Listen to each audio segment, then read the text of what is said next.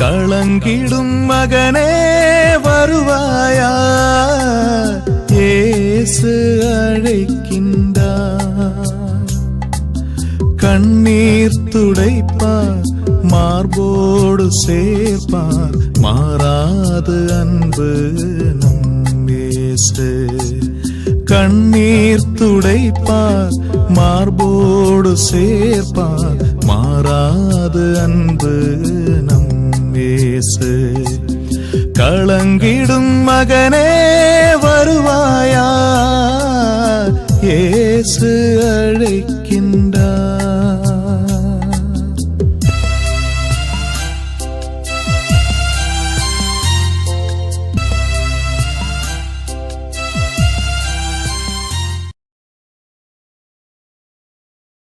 இயேசு கிறிஸ்துக்குள் பிரியமானவர்களே, ஆண்டவராக இயேசு கிறிஸ்துவின் பரிசுத்தமுள்ள திருப்பெயரிலே நல்வாழ்த்துக்கள். இந்த விடுதலை நிகழ்ச்சி வழியாக உங்களை சந்திப்பதிலே நான் மிகுந்த மகிழ்ச்சி அடைகின்றேன். ஆண்டவர் தந்திருக்கிற இந்த மாபெரும் கிருபைக்காக ஆண்டவருக்கு நான் உள்ளமாற நன்றி கூறுகிறேன். உள்ளத்தின் ஆழத்திலிருந்து துதியும் தோத்திரத்தையும் அவருக்கு எடுக்கிறேன். பிரியமானவர்களே, நம்முடைய ஆண்டவர் நம்மோடு கூட பேசுகிற நேரம் இது. அன்பு பிள்ளைகளாக இருக்கிற நம்மோடு கூட அவர் பேசுகிற நேரம் இது. அவர் பேசுகிற ஒவ்வொரு வார்த்தையுமே நமக்கு வாழ்வளிக்கின்றதாக இருக்கிறது. எனவே தான் பேதுரு சொல்லுகிறார், யாரிடம் செல்வோம் இறைவா, நிலை வாழ்வு தருகிற வார்த்தை எல்லாம் உம்மிடம் தானே இருக்கிறது என்று. நாம் இந்த உலகத்திலே நல்வாழ்வு வாழ்வதற்கும் மறுமையிலே கடந்து போவதற்கும் ஆண்டுடைய வார்த்தை தான். எனவே தான் ஆண்டவர் நம்மோடு கூட பேசுகிற நேரத்தை நாம் கடந்து வந்து கொண்டிருக்கிறோம். ஆண்டுடைய வார்த்தையை கேட்பதற்கு அவளோடு கூட அமர்ந்திருக்கிற உங்கள் ஒவ்வொருவரையும் மெய்யாகவே மெய்யாகவே ஆண்டவர் ஆசீர்வதிப்பார். பிரிய மாணவர்களே, காலை முதல் இம்மற்றும் நேரம் வரை பலவிதமான வேலைகள் இருந்திருக்கும், உடலிலே சரீரத்திலே சோர்விருந்திருக்கும். எல்லாவற்றையும் ஆண்டுடைய சமூகத்தில் ஒப்புக்கொடுப்போம். ஆண்டவருடைய வார்த்தையை கேட்பதற்காக நம்மை தகுதியாக்குவோம். ஒப்புக்கொடுப்போமா? அன்பின் ஆண்டவரே, இந்த மாலை வேளையிலே என் எண்ணங்களையும் சிந்தனைகளையும் உமக்கு முன்பாய் அர்ப்பணிக்கிறேன். ஆண்டவரே, உம்முடைய தூய ஆவினாலே அவற்றை ஆட்கொள்ளட்டும். உம்முடைய வார்த்தைகளை கேட்பதற்கு என்னை தகுதியாக்கும். உம்முடைய வார்த்தையை நான் வாழ்வாக்கிக் கொள்வதற்கு என்னை தகுதியாக்கும். தாழ்ச்சியோடு கூட ஒப்புக் கொடுக்கிறேன். ஆண்டவரே, நீர் பேசும். உம்முடைய வார்த்தை எனக்கு வாழ்வாய் மாறுவதாக. ஆமேன். பிரியமானவர்களே, ஜெப வேளையிலே தூய ஆவியானவர் என்ன உணர்த்துகிறாரோ அது உங்களோடு கூட நான் பகிர்ந்து கொள்ள விரும்புகிறேன். கடந்த நாட்களெல்லாம் என் உள்ளத்தில் ஒரு பெரிய பாரம் இருந்து கொண்டே இருக்கிறது. கண்ணீர் அலைகளாய் ஓடிக்கொண்டே இருக்கிறது. ஒரு நாள் ஆண்டுடைய சமூகத்தில் நான் ஜெபித்து கொண்டிருக்கிற பொழுது திருப்பாடல் 126 5-6 வசனத்தை நான் காண்பித்தார். கண்ணீரோடு பாரமாக இருக்கிறது. அந்த நேரத்திலே ஆண்டவர் திருப்பாடலில் 126ஆம் அதிகாரத்தில் 5-6 வசனத்தை நான் பார்க்கிற பொழுது அந்த ஒரு வசனம் எனக்கு உள்ளத்தின் ஆழத்திலே கொண்டு சென்று ஒரு கருத்தை உண்டு பண்ணியது. அந்த 5ஆம் வசனத்தை பாருங்கள், என்ன சொல்லுகிறது? கண்ணீரோடு விதைப்பவர்கள் அக்களிப்போடு அறுவடை செய்வார்கள். 5வது வசனம் அருமையா சொல்லு. கண்ணீரோடு கூட விதைப்பவர்கள் அக்களிப்போடு கூட அறுவடை செய்வார்கள். இந்த வசனத்தை நான் அப்படியே சிந்தித்து பார்த்தேன். இப்படி இந்த வசனம் கண்ணீரோடு கூட விதைப்பார்கள், அக்களிப்போடு அறுப்பார்கள். என் அன்புக்குரியவர்களே, யாரெல்லாம் கண்ணீரோடு கூட ஆண்டவர் சமூகத்திலே வருகிறார்களோ அவர்கள் கண்டிப்பாக கம்பீரமான ஒரு ஆசீர்வாதத்தை பெற்றுக்கொள்வார்னு தான் முதலில் மறை உண்மை. நான் கிராமப்புறத்தில் இருக்கிறேன். விதைப்பார்கள், அவர்கள் பல நிலையில் விதைப்பார்கள். ஆனால் அறுவடையானது அருமையாக நடந்து வரும். அதே போல நாம் நம்முடைய வாழ்க்கையில பார்க்கிற பொழுது கண்ணீரோடு கூட விதைக்கிற பொழுது அது கம்பீரமாக இருக்கிறது. அந்த 6வது வசனம் சொல்லும், விதை கண்ணீர் என்று சொல்லப்பட்டிருக்கிறது. விதை கண்ணீர் என்று அங்கே சொல்லப்பட்டிருக்கிறது. அப்படி என்றால் என் அன்புக்குரியவர்களே, இந்த கண்ணீர் என்கிற விதையை எங்கே நாம் போட வேண்டும், கொட்ட வேண்டும்? ஆண்டுடைய திருப்பாத்திலே அந்த கண்ணீரை நாம் சமர்ப்பிக்கப்பட வேண்டும். அப்பொழுது நம்முடைய வாழ்க்கையிலே கம்பீர ஆசீர்வாதமான அறுவடையை நாம் பெற்றுக்கொள்ள முடியும். அறுவடையை ஆசீர்வாதமான நம்முடைய தேவைகளை நிறைவேற்றுகின்ற காரியங்களை நாம் பெற்றுக்கொள்ள முடியும். பார்க்கணும், எகிப்திலே இஸ்ரேல் மக்கள் கண்ணீரோடு கூட கதறினார்கள், அழுதார்கள், புலம்பினார்கள். ஆண்டவர் கண்ணோக்கினார். ஆண்டவர் கண்ணோக்கினார். இஸ்ரேலிலே, எகிப்திலே என் மக்கள் கண்ணீர் விடுவதையும் கதறுவதையும் அவர்கள் வேதனைப்படுவதையும் நான் கண்டேன் என்று சொல்லி அந்த மோசேயை அழைத்து அவருக்கு விடுதலையும் காரியங்களை செயல்படுத்துகிறார். ஆகார் பார்க்கணும், ஆகார் குழந்தை தூக்கிட்டு அப்படி போயிட்டு அழுது கொண்டு போய் கொண்டிருக்கிறாங்க. அங்கு குழந்தை அழுது, அம்மாவும் அழுகிறாங்க. குழந்தை சாவதை நான் பார்க்க முடியலன்னு சொல்லிட்டு அவன் தனியாக போட்டு அழுகிறாங்க. ஆண்டவர் பார்க்கிறார். அந்த கண்ணீரின் காரியங்களை கண்டு பெரிய காரியங்களை செய்கிறார், மாற்றுகிறார். ஏன் அன்னாளை பார்க்கணும், குழந்தை பாக்கியம் இல்லை. அவனுடைய சக்காலத்தை மிக கொடுமைப்படுத்துகிறாள், மன வேதனைப்படுகிறாள். அன்னாள் ஆண்டோட சமூகத்திலே போயிட்டு கண்ணீர் விட்டு கதறி அழுகிறாள். அவர் அழுது புலம்பினார் என்று அது பார்க்கிறோம். அன்னாள் அழுதாள், கண்ணீர் விட்டாள். அந்த கண்ணீருக்கு கண்ணீர் விதை ஒரு ஆசீர்வாதத்தை கொண்டு வந்தது. அதுதான் சாமுவேல் என்ற இறைவாக்கினர். பார்க்கணும் பிரியமானவர்களே, ஒரு விதவை பெண் தன்னுடைய ஒரே மகன் இறந்து போய்விட்டான் என்று ஆண்டுடைய பாத்திலே வந்து கண்ணீர் விட்டு கதறுகிறார். இறந்து போன பையனை ஆண்டவர் உயிரோடு கொண்டு எழுப்புகிறார். எங்கெல்லாம் கண்ணீரோடு கடந்து வருகிறதோ அங்கே ஆசீர்வாதத்தை பார்க்க முடியும். ஏன்? நம்முடைய ஆண்டவர் மனதுருகிற கடவுள். அவர் கண்ணீரை காண்கு அவர் அமைதியாக இருக்க முடியாது. என் அன்புக்குரியவர்களே, நான் உதாரணத்துக்கு ஒரு கருத்தை சொல்லுகிறேன். பெற்றோர்கள் இருக்கிறார்கள், தன் பிள்ளைகள் பள்ளியிலிருந்து வருகிற பொழுது இதோ அழுது கொண்டு வருகிறார்கள். அல்லது வேற ஏதாவது நிலையிலே பிள்ளைகள் அழுகிறார்கள் என்றால் பெற்றோர்கள் என்ன செய்வார்கள்? பெற்றோர்கள் அதை கண்டுக்காமல் இருப்பார்களா? அந்த பிள்ளையை பார்த்து, அந்த குழந்தையை பார்த்து, என்ன கண்ணு, என்ன ஆச்சு, ஏன் அழுற என்று அந்த அழுகையை மாற்றுகிற வரையும் அப்பா அம்மா அந்த பெற்றோர்கள் அப்படி செய்கிறார்கள். நம்முடைய வாழ்க்கையில் பார்க்கிறோம், செய்து கொண்டிருக்கிறோம். சாதாரணமான பெற்றோர்களே தன்னுடைய பிள்ளைகள் அழுவதை காணுவதில்லை. மற்ற இடத்துல கொண்டு போறதில்லை, ஆனால் எந்த நேரத்தில் அழுகிறாங்களோ அப்பா அம்மாவுக்கு, அந்த பெற்றோர்களுக்கு அந்த பிள்ளைகள் மீது அவ்வளவு ஒரு நிலை ஓடி போயிட்டு கண்ணை துடைக்கிறது. ஏன் சொல்லு, என்ன விஷயம் உனக்கு தரான்னு கேள்வி சொல்லுவாங்க. சாதாரண நிலையிலே பெற்றோர்களே, மாநில பெற்றோர்களே நாம் இப்படி இருக்கிற பொழுது உங்களையும் என்னையும் நம் ஒவ்வொருவரையும் தாயின் கருவத்திலே உருவாக்கினாரே அந்த ஆண்டவருக்கு எவ்வளவு காரியங்கள் இருக்கும் பார்க்கணும் பிரியமானவர்களே. கண்ணீரோடு நாம் கடந்து போகிற பொழுது அது ஆசீர்வாதமாய் மாறுகின்றது தான். என் வாழ்க்கையில் நான் பார்க்கிற பொழுது என் நண்பர்களே, என்னுடைய ஊழியத்தின் பாதையிலே நிறைய காரியங்களை நான் இருக்கிறேன். ஏனென்றால் இறை வசனத்தை படிக்கிற பொழுது, இறைவசன வார்த்தை படிக்கிற பொழுது இரண்டு பக்கம் கருக்குள்ள பட்டயமாக கத்தியாக இருக்கின்றதன்படி அது என் பக்கமும் மற்ற பக்கமும் கடந்து போகிறது. மக்களை பார்க்கிறேன். ஆண்டுடைய வார்த்தை இப்படிலாம் சொல்லிக் கொண்டிருக்கிறது, ஆனால் மக்கள் இப்படி வாழ்ந்து கொண்டிருக்கிறார்கள் என்று ஒவ்வொரு நாளும் வேதனைப்படுகிறேன். என் பிரிமணவர்களே, கடவுளுடைய ஆவி எனக்குள்ளே கடந்து வருவதனாலே இப்படிப்பட்ட வேதனை. நான் எங்கேயோ எப்படியோ வாழ்ந்து கொண்டிருந்தேன். அப்பொழுதெல்லாம் இப்படிப்பட்ட நிலை இல்லை. எப்பொழுது ஆண்டுடைய ஊழியத்துக்காக அவருடைய ஆவினால் நடத்தப்படுகிறேனோ அப்பொழுது இப்படிப்பட்ட ஒரு நிலை. நான் பெருமைக்காக சொல்லப்படவில்லை. மனதிலே மன பாரங்கள் கண்ணீர்களாக இருக்கிறது. இறைவாக்கினர் சொல்லுகிறார், அவர் ஆவினால் நிரப்பப்பட்ட ஒரு மனிதர், அவர் இறைவாக்கினர். அவர் சொல்லுகிறார், எரேமியா புத்தகத்திலே 9ஆம் அதிகாரத்திலே 1 வசனத்திலே சொல்லுகிறார். அவர் சொல்லுவதை பாருங்கள். அதே காரியத்தை தான் இந்த நாளிலே அநேக ஊழியக்காரர்கள் அடியேனும் அப்படித்தான் நிலைக்கு கடந்து வருகிறது. எரேமியா 9ஆம் அதிகாரம் 1 வசனம். என் தலை தண்ணீரால் நிறைந்ததாயும்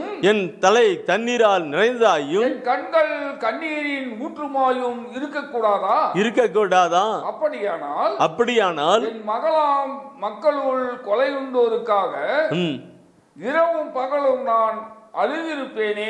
இரவும் பகலும் நான் அழுதிருப்பேன் சொல்லுகிறார். இரவும் பகலும் நான் அழுதிருப்பேன் சொல்லுகிறார். ஆம் பிரியமானவர்களே, இரவும் பகலும் நான் அழுதிருப்பேன் சொல்லுகிறார். பார்த்துக்கிட்டு எனக்கு இறைவ கடவுளுடைய வார்த்தை, என் மக்கள் இப்படிப்பட்ட நிலையில் இருக்கிறவர்களுக்காக நான் அழுதிருப்பேன் இருக்கு. நானும் அந்த நிலையை தான் கடந்து வருகிறேன். நான் உதயநா ஜெலன பெரியமாக்களை ஊழியத்தின் பாதலை 31 வருடம் எடுக்கிறது, 10 வருடத்துக்கு இருக்கிறது. நான் கடந்த நாட்களிலே நடந்த ஒரு நிகழ்வுக்கு நான் உங்களோடு கூட பகிர்ந்து கொள்ள விரும்புகிறேன். அது ஆண்டுடைய மகிமைக்காய் கடந்து வரட்டும். இந்த புத்தக ஊழியத்தை குறித்து தொலைக்காட்சியிலே சொல்லுகிறேன். உங்களுக்கு நான் வெளியிடுகின்ற புத்தகம் உங்களுக்கு தேவை என்றால் உங்களுடைய முகவரி எனக்கு தெரிவிங்கள் என்று. அதற்கு அந்த புத்தகத்துக்கு எந்த விதமான விலையோ சந்தாவோ இல்லை. ஆண்டவர் சொன்னார், இந்த புத்தக ஊழியத்தை கொடுக்கிற பொழுது விலையோ சந்தாவோ குறிப்பிட வேண்டாம், யாரு நீ பணம் கேட்க வேண்டாம், நானே மக்களுடைய உள்ளத்திலே பேசி கொடுக்க செய்வேன் சொன்னார். அதன் மித்தமாகவே மக்களுக்கெல்லாம் சொல்லுவேன். தொலைக்காட்சியில் நிறைய சொல்லியிருக்கிறேன். உங்களுக்கு புத்தகம் வேண்டுமென்றால் எங்களுக்கு உங்களுடைய முகவரியை அனுப்புங்கள். முகவரி மட்டும் இல்லை, உங்களுடைய உற்றார் உறவினர்கள் சொந்தங்கள் பந்தங்களுடைய முகவரியை கூட எனக்கு அனுப்புங்கள்.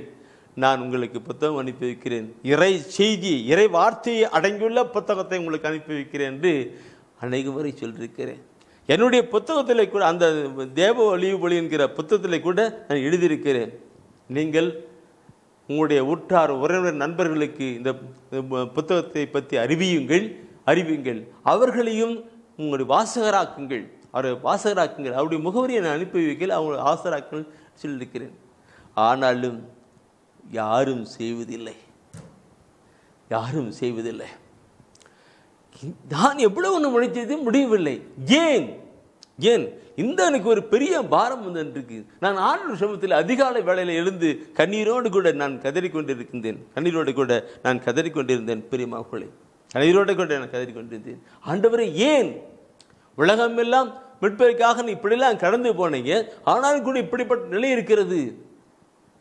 யூதாவின் சிங்கமே, தாவீதின் குரல் வேறே, மரணத்தை வென்றவரே, சாத்தானை ஜெயித்தவரே, இன்னும் பிசாசன் இப்படியெல்லாம் செய்து கொண்டிருக்கிறான். பல நிலையிலே தூயான உந்துகிறதானப்படி ஜீவித்துக் கொண்டிருந்தேன்.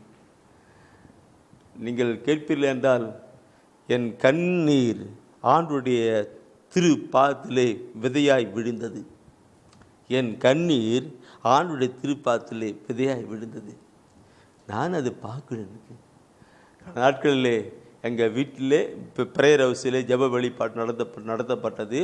அப்பொழுது மேட்டூரை சார்ந்த ஒரு குடும்பத்தார் வந்திருந்தார்கள். அவனுக்கு 2 பிள்ளைகள். அந்த 2 பசங்களும் பெரிய காலேஜ் கிடையாது. அந்த 10ஆம் கிளாஸு ஒருத்தன், இப்போ அடுத்தது 12ஆம் கிளாஸ் ஒருத்தர் படிக்கிறேன். இந்த 2 பசங்களுமே வீடா சென்று பங்குல எல்லாம் கேட்டு உங்களுடைய அட்ரஸ் எல்லாம் கொடுங்கன்னு சொல்லி கேட்டு வாங்கியிருக்கிறாங்க. இந்த புக்கு உங்களுக்கு வருதாங்க? மாதா டிவியில் செய்தி வெளியிடாரு அந்த பிரதருடைய புக்கு, இந்த புக்கு தேவ ஒளி புக்கு, அந்த புக்கு உங்களுக்கு வருதா? இல்லை தம்பி, வரல தம்பி. உங்களுடைய அட்ரஸ் கொடுங்க, நாங்கள் அனுப்பி வைக்கிறோம். உங்கள் அட்ரஸ் கொடுங்க, நான் அனுப்பி வைக்கிறேன்னு சொல்லி அவங்களே வாங்கிட்டாங்க. அந்த குடும்பத்தார் ஒரு 100 அட்ரஸாக என்கிட்ட கொடுத்தாங்க. என் கண்ணீரிலே அன்று நான் கண்ணீர் விட்டேன்.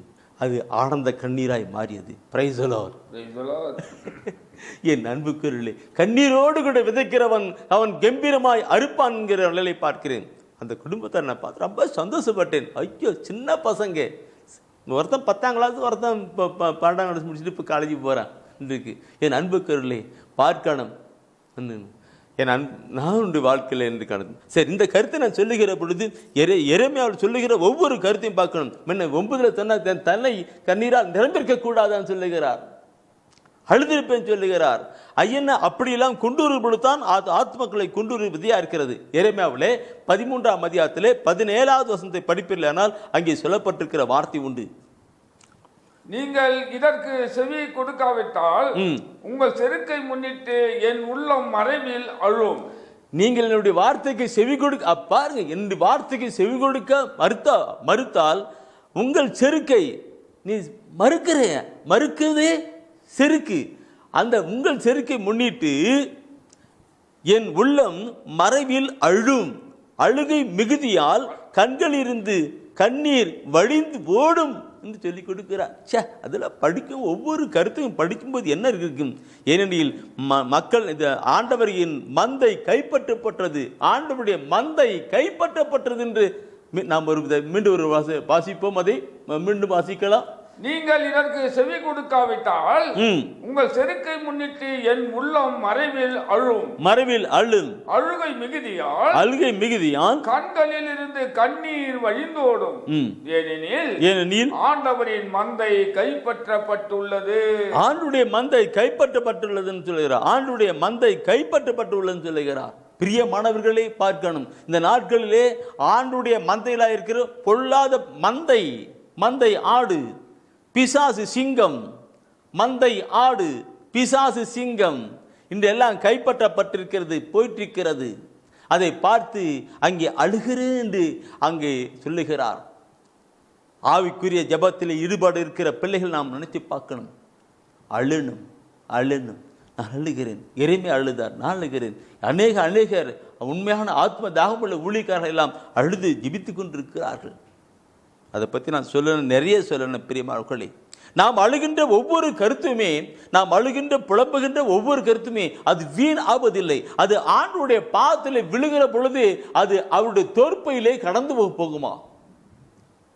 நம் தனிப்பட்ட வாழ்க்கை குறித்தோ, நம்முடைய குடும்பத்தை குறித்தோ, நம்முடைய ஊழியத்தை குறித்தோ, ஆத்மீய காரியத்தை குறித்தோ எதை குறித்து நாம் அழுது கண்ணீர் விட்டால் அந்த கண்ணீரானது ஆணுடைய பாதத்திலே அது சொட்டாய் விழுகிற பொழுது அது தோற்பையாய் மாறுமாம். அதை பற்றி திருப்பாடல் ஆசிரியர் சொல்லுவார். எப்படி சொல்றாருன்னா, திருப்பாடல்ல 56ஆம் அதிகாரத்திலே 8வது வசனத்தில் சொல்லுகிறார். திருப்பாடல் 56 8வது வசனத்தில் அவர் குறிப்பிடுகிறார். பாருங்க, படிக்கணும். துன்பங்களின் எண்ணிக்கையை நீர் அறிவீர். உமது தோற்பையில் என் கண்ணீரை சேர்த்து வைத்துள்ளீர். உமது தோற்பையில் என் கண்ணீரை சேர்த்து வைத்துள்ளீர். இவை எல்லாம் உம் குறிப்பேட்டில் உள்ளன அல்லவா? உம்முடைய குறிப்பேட்டில் உள்ளன அல்லவா? எப்படி சொல்றார் அந்த திருப்பாடல் ஆசிரியர் பாருங்க. உமது தோற்பையில் என் கண்ணீரையும் சேர்த்து வைக்கிறேன். என் அன்பு கேடுகளே, அது ஒரு தோற்பை. தண்ணி தூக்கி போற அந்த காலத்தில் தூக்கி போன தண்ணி தூக்கி போற பல பாட்டில் அதெல்லாம் இருக்குது. அந்த காலத்திலே தோற்பை தான் தண்ணீரை தூக்கிட்டு போறது. இங்கே சொல்லுகிறது, என் கண்ணீரை உங்களுடைய தோற்பையிலே நீர் சேர்த்து வைக்கின்றேன்.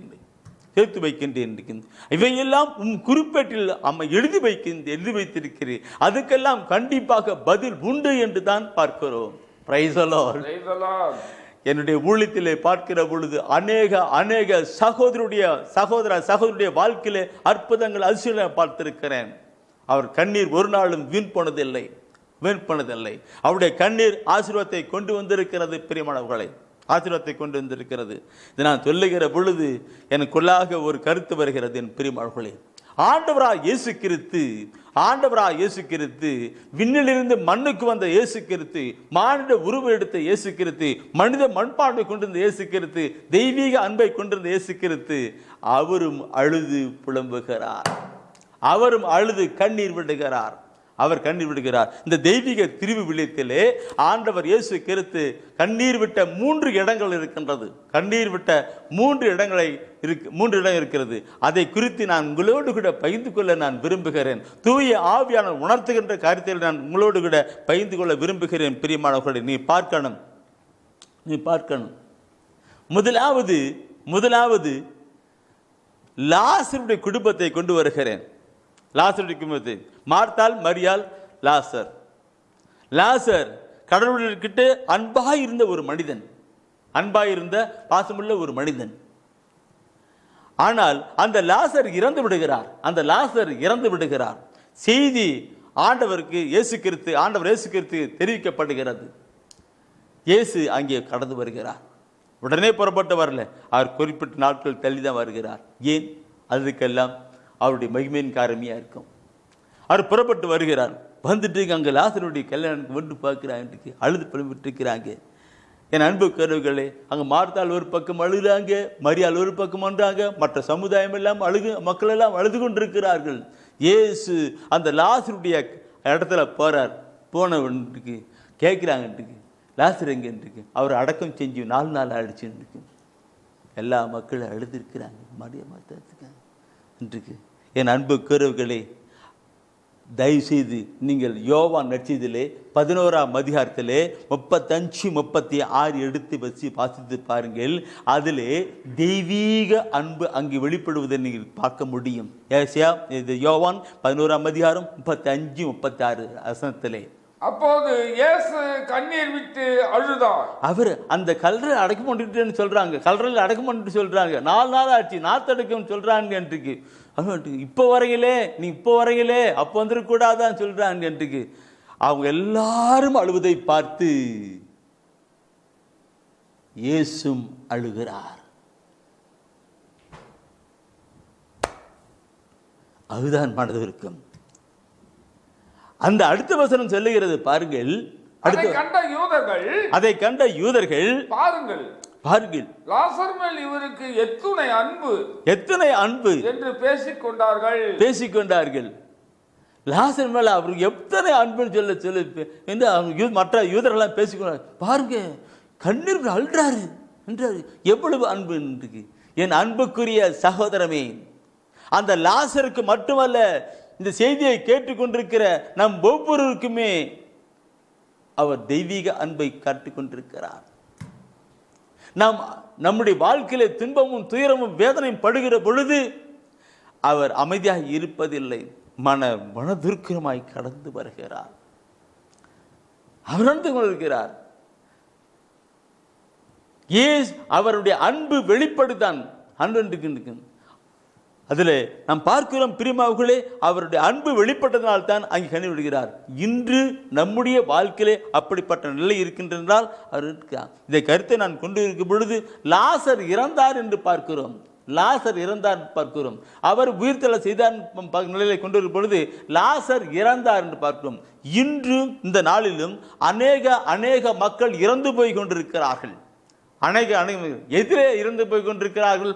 ஆத்மீக வாழ்க்கையிலே இறந்து போன மக்களாய் வாழ்ந்து கொண்டிருக்கிறார்கள், இறந்து போய் கொண்டிருக்கிறார். அதையெல்லாம் பார்த்து என் அருள்நாதர் அழுகிறார். அந்த லாசர் உடல் ரீதியாக இறந்து போயிருந்தார். ஆனால் பாவத்தின் நிமித்தமாக அநேக மக்கள் எல்லாம் இறந்து போயிருக்கிறார். ரோமர் புத்தகத்திலே பார்க்கிற பொழுது 6ஆம் அதிகாரம் 23வது வசனம் சொல்லுகிறது, பாவத்துக்கு கிடைக்கும் கூலி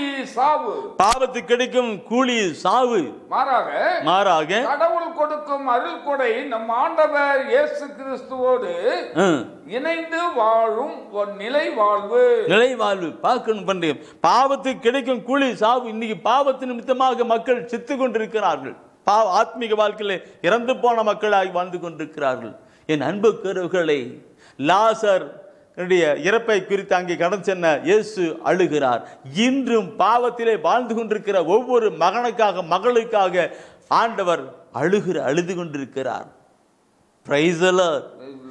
என் அன்புக்குரியவர்களே, பார்க்கணும் இந்த கசனத்தை ஒவ்வொன்றும் பார்க்கிற பொழுது பாவ வாழ்க்கையில வாழ்கிற மனிதன் செத்தவனாய் இருக்கிறான், செத்து போனவனா இருக்கிறான். பைபிள் அழகா சொல்லப்பட்டிருக்கிறது.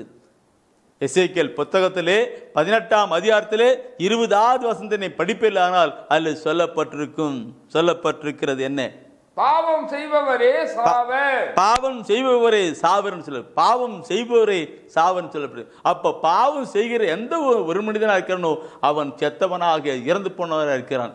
உதாரணத்துக்கு ஊதாரி மகனுடைய வாழ்க்கை தான் நான் சொல்ல வருகிறேன். ஊதாரி மகன் இருந்தான். அப்பா சொல்லுகிறார், என் மகன் இறந்து போயிருந்தான், மீண்டும் உயிர் பெற்றான், பிழைத்து வந்தான் சொல்லுகிறார். அப்ப வாழ்க்கையில வாழ்கிறவர்கள் இறந்து போனவர்கள் என்று. என் அன்புக்குரிய சகோதரமே, நான் பார்க்கணும், நம்முடைய வாழ்க்கையில பார்க்கணும். ஆண்டவர் இயேசு கிறிஸ்து அந்த இறந்து போன லாசரிடம் போன அவர் அழுகிறார். இன்று பாவத்திலே மரித்து போயிருக்கிற மக்களை பார்த்து அவர் அழுகிறார். அவர் கண்ணீர் விடுகிறார். இந்த செய்தியை தொடர்ந்து சிந்திக்க இருக்கிறோம். பிரியமானவர்களே, தொடர்ந்து நீங்கள் பார்க்கணும். ஒரு நிமிடம் அந்த இயேசு கிறிஸ்துவை நாம் கொண்டு வரலாம், மனக்கண் கொண்டு வரலாம். நம் குடும்பத்தில் யாரெல்லாம் பாவ வாழ்க்கை வாழ்ந்து கொண்டிருக்கிறார்களோ அவர்களை எல்லாம் பார்த்து இயேசு அழுகிறார். நம்முடைய சமுதாயத்தில் யாரெல்லாம் பாவ வாழ்க்கை வாழ்ந்து அநியாயம், அக்கறம், விபச்சார வாழ்க்கை வாழ்ந்து கொண்டிருக்கிறார்களோ அவளெல்லாம் பார்த்து ஆண்டவர் ஆண்டவர் அழுகிறார். இவரெல்லாம் இறந்து போனவர்களா இருக்கிறார் என்று அவர் அழுகிறார். இயேசு அந்த லாசரை உயிர்ப்பித்த இயேசு கிறிஸ்து உங்களுடைய குடும்பத்தில் யாரெல்லாம் அப்படி பாவ வாழ்க்கை வாழ்கிறார்களோ அவர்களெல்லாம் மறுபடியும் பிறக்க செய்வார், உண்மையாக செய்வார். செபிப்போம், செபிப்போம், ஜெபிப்போம். மார்த்தாள் மரியாள் ஆண்டவருடைய சமூகத்திலே அழுதார்கள். என்று நீங்களும் உங்களுடைய பிள்ளைகளுக்காக, உங்களுடைய குடும்பத்திற்காக யாரெல்லாம் பாவ வாழ்க்கை வாழ்கிறார்களோ அவர்களுக்காக அழுங்கள். உங்கள் கண்ணீரை காண்கிற ஆண்டவர், உங்கள் கண்ணீரை காண்கிற ஆண்டவர் அவர் மனது உருகி, யாருக்காக நீ ஜெபிக்கிறீர்களோ, யாருக்காக நீங்க ஜெபித்துக் கொண்டிருக்கிறீர்களோ, குடிக்கார கணவனாய் இருக்கலாம், குடிக்கார கணவனாக இருக்கலாம், கீழ்ப்படியாத பிள்ளைகளாக இருக்கலாம், அவர்களுக்காக நீ கண்ணீர் விட்டு கதறி அழுகிற பொழுது என் அருள்நாதர் அன்று லாசர் உயிர்ப்பித்தது போல உன்னுடைய கணவனை மாற்றுவார், உன்னுடைய பிள்ளைகளை மாற்றுவார். கண்ணீரோடு கூட விதைக்கிறவன் கம்பீரமாக அறுப்பான்ற முதல் கருத்தை நாம் சிந்தித்தோம். எப்படி நம்முடைய கண்ணீர் ஆண்டுடைய பாத்திலே போகிற பொழுது அது ஆசீர்வாதத்தை கொண்டு வருவதாக இருக்கிறது. அதுதான் கண்ணீரோடு கூட நாம் ஜெபிக்கிற பொழுது அது ஆசீர்வாதத்தை பெற்றுகிற வழிமுறையாக இருக்கிறது. இந்த லாசரை குறித்து நாம் பார்த்தோம். ஆண்டவராக இயேசு கிறிஸ்து அவர் அழுதார். இறந்து போன லாசரை பார்த்து அவர் அழுதார். அங்கே அவருடைய அன்பின் தன்மை வெளிப்பட்டது. இறந்து போன லாசரை உயிரோடு எழுப்பினார். இந்த கருத்தை மையமாக குறித்து நாம் பார்க்கிற பொழுது தூயார் உணர்த்துகிறதான கருத்துக்கள் என்ன? பாவ வாழ்க்கையில் வாழ்கிற ஒரு மனிதன் அத்தனை பெருமை இறந்தவர்களாக இருக்கிறோம். அந்த இறந்தவர்களை பார்த்து ஆண்டவரும் அழுகிறார். ஏன்? அவருடைய அன்பு அழுகிறது. அன்று மார்த்தாள் மரியாள் தன்னுடைய லாசருக்காக அழுதார்கள். அவருடைய அழுகைக்காக கண்ணீர் விட்ட இயேசு கிறிஸ்து அந்த லாசரை உயிரோடு எழுப்பினார். இன்று உங்களுடைய குடும்பத்திலே அப்படிப்பட்ட நிலையில் யாராவது பாவ வாழ்க்கை வாழ்ந்து கொண்டிருக்கிறார்கள், தவறான வாழ்க்கை வாழ்ந்து கொண்டிருப்பார்கள் என்றால் அவர்களுக்காக நீங்கள் அழுகிற பொழுது உங்கள் கண்ணீரை கண்டு ஆண்டவர் அவர்களை மாற்றுவார். லாசரை உயிரோடு கொண்டு எழுப்பது போல மாற்றுவார் என்று நேற்று தினத்திலே சிந்தித்தோம். ஆம் அன்புக்குரியவர்களே, தெய்வீக திருவசனத்தை ஒவ்வொன்றும் பார்த்து தூய ஆவிக்குள் கடந்து போகிற பொழுது அது பெரிய காரியமாக இருக்கிறது.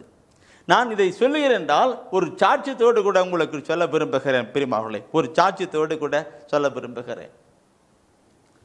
கடந்த நாட்களிலே ஏறத்தாழ ஒரு 2 மாதம் இருக்க நினைக்கிறேன், ஒரு சகோதரி தொலைபேசியிலே என்னிடம் தொடர்பு கொண்டார்கள்.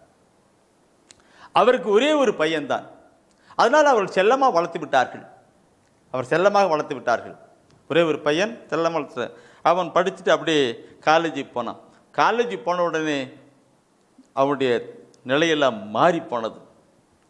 தவறான பாதை, புகைப்பிடிப்பது, மது அருந்துவது, தவறான வாழ்க்கையில் வாழ்வது, இப்படியெல்லாம் இருக்கிறது. அப்பா அம்மா சொல்லி ஒன்றும் திருத்த முடியவில்லை. அழுகுத்தான். அவர்கள் என்னோடு கூட தடுப்பு கொண்டார்கள். நான் சொன்னேன், உங்கள் பையனுக்காக நீங்கள் செபியுங்க. சில வசன வார்த்தையெல்லாம் சொல்லி கொடுத்து நீங்கள் செபியுங்க. முதல்ல நல்ல ஒரு பாவர்க்கு பண்ணுங்க. ஏன் நான் சொல்கிறேன்னாக்க, உங்கள் பையனை, உங்கள் மகனை வளர்த்த வேண்டிய முறையில் நீங்கள் வளர்த்தலை. அது தவறு. பைபிளில் ஆண்டவர் சொல்லியிருக்கிறார், உங்களுடைய பிள்ளைகளை இப்படியெல்லாம் வளர்த்துங்க. சின்ன பிள்ளைகளாக இருக்கும் பொழுது அவர்களுக்கு என்னுடைய வார்த்தைகள்லாம் சொல்லிக் கொடுத்து அவர் தெய்வ பயத்தோடு கொண்டு வளர்த்துங்கன்னு ஆண்டவர் சொல்லி கொடுத்துருக்கிறார். நீ அப்படி வளர்த்தலை, அது தவறோ இல்லவா? அதனால் நல்ல ஒரு பாவ சங்கீதம் செய்யுங்க. செஞ்சுட்டு பின்னாடி உங்கள் மகனுக்காய் மன்றாடுங்க, ஆண்டவர் மாற்றுவாருங்க. என் அன்பு கூறவுகளே,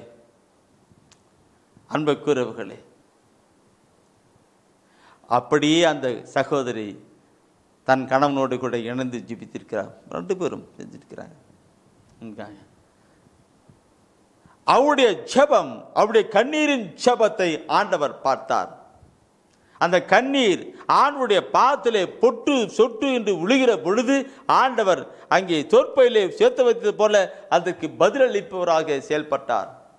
என்ன இந்த அம்மா அப்பா சொல்லி ஒன்றும் திருத்தல, அவன் இந்த கண்ணீருடைய எஃபெக்ட்னாலே ஆண்டுடைய கிருபை என்ன செய்தது, அந்த பையனை ஒரு தியானத்துக்கு கொண்டு வருகிற வழி கொண்டது.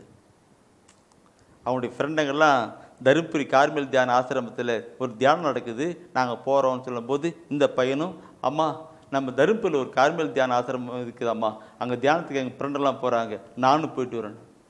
எப்படி இருக்கும் அந்த அம்மா அப்பாவுக்கு? உடனே கண்ணே போயிட்டுடா கண்ணு சொல்கிறா சொல்லிட்டு அனுப்பிவிட்டாங்க. இங்கே தருமபுரியிலே கார்மேல் தியான ஆசிரமத்திலே ஒவ்வொரு மாதமும் 2 தியானம் நடக்கிறது. இரண்டாவது திங்கள் முதல் வெள்ளி, அதே போல் 4வது திங்கள் முதல் வெள்ளி. அதில் அந்த பையன் கலந்து கொண்டான். இங்கே சொல்லுகிற ஒவ்வொரு இறைவசன வார்த்தையும் கேட்க கேட்க அந்த பையனுடைய உள்ளம் அப்படி குத்தப்பட்டது. என் அன்புக்குரியவர்களே, கவுன்சிலிங் போன அந்த பையன் கவுன்சிலிங் போகிற பொழுது அந்த கவுன்சிலிங் எடுக்கிற ஆன்ம ஆலோசனை கொடுக்கிற இடத்துல அங்கே சொன்னார்களாம், திருவெளிப்பாடு 3ஆம் அதிகாரம் முதல் வசனத்தை சொன்னார்களாம். திருவெளிப்பாட்டிலே 3ஆம் அதிகாரத்திலே முதல் வசனத்தை, திருவெளிப்பாட்டிலே 3ஆம் அதிகாரத்திலே முதல் வசனத்தை சொன்னார்களாம். உன் செயல்களை நான் அறிவேன். ஆண்டவர் சொல்றார், தம்பி உன் செயல் நான் அறிவேன். நீ பெயரளவில் தான் உயிரோடு இருக்கிறாய், உண்மையில் இறந்து விட்டாய் அப்படின்னு சொன்ன உடனே வாழ்க்கை வாழ்ந்துகிட்டு நாம் எல்லாருமே இறந்து போனவர்களா இருக்கிற ராஜா உன் செயல்களை ஆண்டு சொல்றாரு, சரி இறந்தவனா இருக்கேன்னு சொல்றாரு. இந்த பையன் அப்படியே தம்பி கண்ணீர் விட்டு அழுது புலம்பி இருக்கிறான். கண்ணுக்கேன். என் அன்புக்கர்களே, இந்த பையன் ஒரு புதிய மனுஷனாய் வீட்டுக்கு திரும்பி போகிறான். வீட்டுக்கு புதிய மனுஷனாக திரும்பி வீட்டுக்கு போகிறான்னாக்க பார்க்கணும் பிரியமானவர்களே. இந்த பையன் இங்கே வந்து தியானத்துக்கு வந்த உடனே அவங்க வீட்டில் ஜெபம் பண்ணுறாங்க, கண்ணீரோடு கூட ஜெபம், ஆண்டவரே என் பையனை கொண்டு வந்திருக்கிறீங்க மாற்றுங்கன்னு அவங்க கண்ணீரோடு ஜெபம் பண்ணிட்டுருக்கிறாங்க. இப்படி ஜெபிக்கிற பொழுது என் ஆண்டவர் கண்ணீருக்கு விடுதலை கொடுக்கிறவராய் பதில் கொடுக்கிறவராய் இருக்கிறார். இந்த பையன் அப்படியே பெரிய மானமாற்றம் ஆயிட்டே இருக்குது. ஏன்? அங்க செபிக்கிற ஜெபங்கள், கண்ணீரின் விதைகள் இங்க எஃபெக்ட். ஏசியா புத்தகத்தை பார்ப்பில்லை, ஆனால் 60ஆம் அதிகாரத்திலே 20வது வசனம் ஒரு அருமையான ஒரு கருத்தை சொல்லி இருக்கிறது. ஏசியா புத்தகம் 60ஆம் அதிகாரத்திலே 20வது வசனம் சொல்லி இருக்கிறது. அந்த சகோதரிக்கு, அந்த அப்பா அம்மாவுக்கு ஆண்டவர் கொடுக்கப்பட்ட வார்த்தை தான் அது. பார்க்கணும். ஏசியா 60:20வது வசனத்தை படித்து பாருங்கள். உன் கதிரவன் ஒருபோதும் மறையான், உன் நிலா இனி தேய்ந்து போகாது. ஆண்டவரே உனக்கு என்றும் ஒளியாக இருப்பார். உன் கண்ணீரின் நாட்கள் ஒழிந்து போகும். என் நம் தெய்வம் பேசுகிற தெய்வம், தெய்வீக விழுத்தின் வழியா பேசுகிறது என் தெய்வம் பேசுகிற தெய்வம். என் அன்புக்குரியவர்களே, அந்த சகோதரி அப்படியே கண்ணீரோடு அப்படியே எடுத்து பைபிளை படிக்கும்போது இந்த வசனம் அவளுக்கு கண்ணீர் வந்துச்சான். பைபிள் எடுத்து படிக்கும்போது இந்த வசனம் அவளுக்கு கண்ணீர் கொண்டுச்சான். உடனே அவங்க என்ன ஆச்சரியம் பண்ணிருக்கு, எனக்கு ஃபோன் பண்ணாங்க, பிரதர் நான் ஜெபம் இருக்கும் பொழுது இப்படிப்பட்ட ஒரு வார்த்தை கிடைச்சி பிரதர். நான் சொன்னேன், அது அப்படியே நடக்கும், ஆண்டவரால் முடியாது ஒன்றுமே இல்லை என்று சொல்லிவிடும். என் அன்புக்குரியவர்களே, அந்த மகன் ஒரு புதிய படைப்பாக, லாசர் எப்படி கலர்ந்து இழுக்கப்பட்டு புதிய மனுஷனாய் படைப்பட்டானோ அதே போல வாழ்க்கையை வாழ்ந்து கொண்டிருந்த மனிதன் ஒரு புதிய மனிதனாய் கடந்து வீட்டுக்கு போனான். அந்த மகனை அந்த குடும்பத்தார் எப்படி வரவேற்றிருப்பார் நினைச்சு பாருங்க, சகோதரன் நினைச்சு பாருங்க. கொண்டு வரணும். நம்முடைய வாழ்க்கையில் அப்படிப்பட்ட காரியங்கள் இருக்கின்றது பிரியமாக்களே. என் அன்புக்குரியவர்களே, இதெல்லாம் சொல்லுகிற நினைக்கின்றேன். அந்த பையன் அவன் இந்த விரைவசன வார்த்தையெல்லாம் கேட்டு அப்படியே ஆச்சரியப்படான். போயிட்டு அப்பா அம்மா சொன்னேன், அம்மா அப்பா உங்களுடைய ஜெபங்கள் தாம்மா இன்னைக்கு காப்பாத்துச்சு, என்னை மாத்துச்சு. இல்லைன்னா நானும் ஒரு நாளைக்கு நரகத்துக்கு தான் போயிருப்போம்மா, நரகத்துக்கு போயிட்டு அழிஞ்சு போயிருப்போம்மா. திருவெளிப்பாட்டிலே பார்க்கிறோம் பிரியமானவர்களே, 21ஆம் அதிகாரத்திலே 8ஆம் சொல்லப்படும் பொழுது அது சொல்லப்பட்டிருக்கும், நெருப்பும் கந்தகம் நிறைந்த அந்த ஏரியில விழுந்திருப்பேன் என்ற வசனத்துக்குப்படி போயிருப்பேன் சொல்லிட்டு அந்த தம்பி கலந்துட்டு இருக்கிறான். இதை கேட்டுக்கொண்டிருக்கிற என் அன்பு சகோதரமே, இதை கேட்டுக்கொண்டிருக்கிற என் அன்பு சகோதரமே, நாம் ஜெபிக்கணும், கண்ணீரோடு கூட ஜெபிக்கணும். நான் கண்ணீரோடு கூட ஜெபிக்கணும் என்று சொல்லுகிற பொழுது ஆண்டவராய் இயேசு கிறிஸ்து நான் சொல்லுகிறேன் பார்க்கணும். ஆண்டவராய் இயேசு கிறிஸ்து கல்வாரி சிலுவை பாதை கடந்து போனார். கல்வாரி சிலுவிலே கடந்து போகிற பொழுது நம்மள மக்களுக்கு எல்லாம் தெரியும், சிலுவை பாதை 14 ஸ்தலம் இல்லைங்களா? அந்த 14வது ஸ்தலத்தில் 8வது ஸ்தலம் என்ன ஸ்தலம்? 8வது ஸ்தலம் என்ன ஸ்தலம்? எருசலே மகளிருக்கு, எருசலே மகளிர் அழுது கொண்டு இருக்கிறார்கள், அழுது கொண்டு. ஏன்னா இயேசு ஆண்டவர் செத்து போயிட்டான், அப்படி கொண்டு போறான்னு சொல்லிட்டு அவங்க அழுகிறார்கள். அப்பொழுது இயேசு சொல்லுகிறார், எனக்காக அழ வேண்டாம், உங்களுக்காகவும் உங்களுடைய பிள்ளைகளுக்காகவும் அழுகுன்னு சொல்லுகிறார். உங்களுக்காகவும் உங்களுடைய பிள்ளைகளுக்காகவும் அழுகுன்னு சொல்லுகிறார். பார்க்கணும், உங்களுக்காக உங்களுடைய பிள்ளைகளுக்காக சொல்கிறார். நாம் நம்முடைய பிள்ளைகளுக்காக அழுகணும். உங்களுக்காகவும் உங்கள் பிள்ளைகளுக்காகவும் அழுங்கள், எனக்காக நீங்கள் அழக வேண்டாம் என்று ஆண்டவர் அங்கே சொல்லிக் கொடுக்கிறார். நாம் அழுகணும். அந்த அழுகை ஒரு ஆசீர்வாதமான காரியங்களை கொண்டு வரும். நம்முடைய வாழ்க்கையில் இருக்கிற நிலையிலே ஆசீர்வாதத்தை கொண்டு வரும் அந்த கண்ணீரின் காரியங்கள்.